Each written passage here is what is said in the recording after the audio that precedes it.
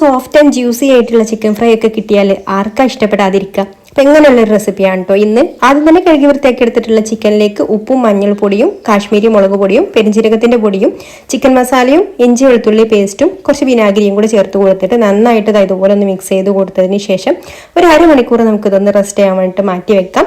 അരമണിക്കൂറിന് ശേഷം ഇതിലേക്ക് കോൺഫ്ലവറും അരിപ്പൊടിയും പിന്നെ ഒരു കോഴിമുട്ടയും കൂടി ചേർത്ത് കൊടുത്തിട്ട് വീണ്ടും നന്നായിട്ടൊന്ന് കുഴച്ചെടുത്തതിന് ശേഷം നല്ല ചൂടായിട്ടുള്ള ഓയിലിലേക്ക് ഇതുപോലെ ഇട്ട് കൊടുത്തിട്ട് ഒരു സൈഡ് റെഡി ആയിട്ട് വരുമ്പോൾ ഒന്ന് തിരിച്ചിട്ട് കൊടുത്തിട്ട് രണ്ട് സൈഡും ഇതുപോലെ നന്നായിട്ടൊന്ന് ഫ്രൈ ആയി കഴിഞ്ഞാൽ നമുക്ക് കോരി മാറ്റി വെക്കാം. ഇനി വേറൊരു പാൻ സ്റ്റൗവിൽ വെച്ച് കൊടുത്തിട്ട് അതിലേക്ക് ബട്ടർ ചേർത്ത് കൊടുത്തിട്ടുണ്ട്. ബട്ടർ ഒന്ന് മെൽറ്റായി കഴിഞ്ഞാൽ ഇതിലേക്ക് ചെറുതായിട്ട് അരിഞ്ഞിട്ടുള്ള വെളുത്തുള്ളി ചേർത്ത് കൊടുത്തിട്ട് ഒന്ന് മൂപ്പിച്ചെടുത്തതിന് ശേഷം ചില്ലി ഫ്ലേക്സും പിന്നെ കുറച്ച് കറിവേപ്പില ചെറുതായിട്ട് അരിഞ്ഞതും കൂടെ ചേർത്ത് അതും കൂടെ ഒന്ന് മൂത്ത് കഴിഞ്ഞാൽ ഇതിലേക്ക് ടൊമാറ്റോ സോസും സോയാ സോസും ചേർത്ത് മിക്സ് ചെയ്ത് കൊടുത്തിട്ട് പിന്നെ നമ്മൾ ഇതിലേക്ക് പൊരിച്ച് വെച്ചിട്ടുള്ള ചിക്കനും കൂടെ ചേർത്ത് ഇതുപോലെ നന്നായിട്ടൊന്ന് മിക്സ് ആക്കി എടുക്കുക. ലാസ്റ്റ് കുറച്ച് കസൂരി മേത്തിയും കൂടെ ഞാൻ ചേർത്ത് കൊടുക്കുന്നുണ്ട് കേട്ടോ. അപ്പോൾ ഇത്രയുള്ള നമ്മുടെ അടിപൊളിയായിട്ടുള്ള ചിക്കൻ ഫ്രൈ റെഡിയായി. ഇഷ്ടമായിട്ടുണ്ടെങ്കിൽ ലൈക്ക് ചെയ്യാനും കൂടുതൽ റെസിപ്പീസിനായിട്ട് പേജ് ഫോളോ ചെയ്യാനും കൂടി മറക്കല്ലേ.